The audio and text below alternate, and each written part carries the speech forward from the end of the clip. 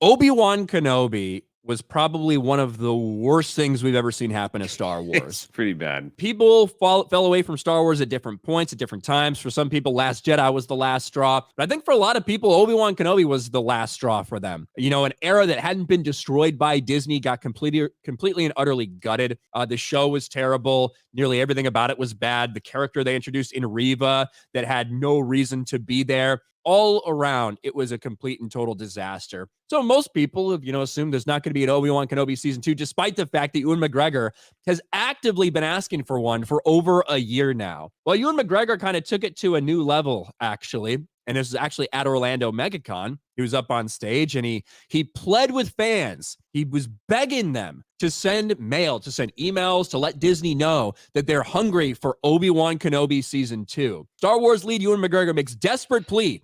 Ask fans to write to Disney for a second season of Obi-Wan Kenobi. Could you imagine, 5 years ago, the idea that Ewan McGregor, who plays one of the most popular and iconic characters in all of Star Wars history in Obi-Wan Kenobi, is sitting there actively begging to do a show, and that Lucasfilm would say no?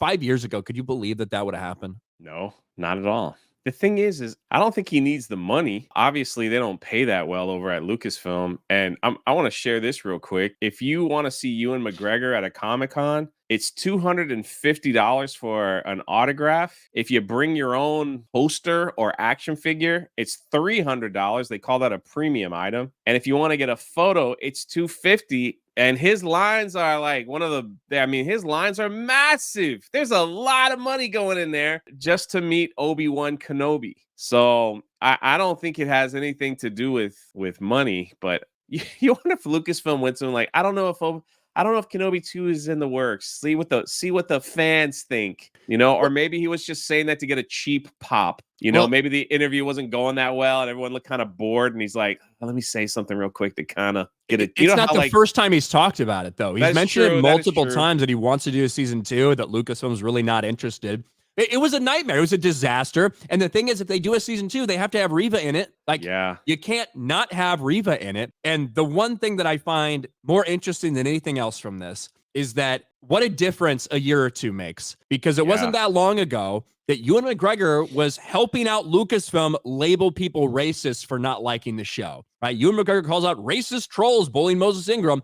You're no Star Wars fan in my mind. Right? When we see 2 fucking DMs that may or may not be from actual people towards Moses Ingram, and all of Lucasfilm, all Star Wars Twitter account, all these people come out and essentially say, if you have a problem with the character of Reva, it's just because you're a racist. Ewan McGregor took part in that. And he was very... Made that video. Oh. Yeah, this video right here. In the car, there it is. That video in the car. So how strange is it that a year and a half removed from basically saying you're no Star Wars fan in my mind if you don't support everything that we're doing with this actress, with this character, to begging Star Wars fans to plead with Disney for a season 2.